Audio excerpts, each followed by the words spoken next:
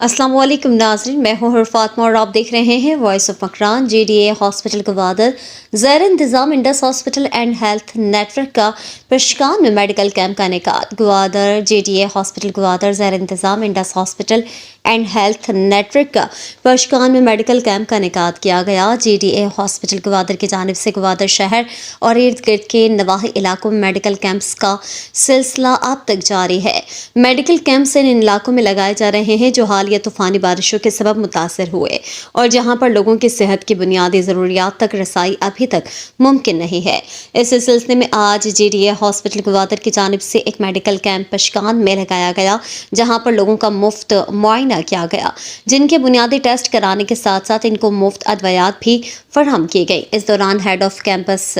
doctor Affan Faiq Zada اور deputy manager administration Nadil Ali Baloch نے camp کا دورہ کیا اور اس مصیبت کے وقت متاثرہ لوگوں کے شانہ بشانہ کھڑے ہونے پر ہیڈ آف کیمپس نے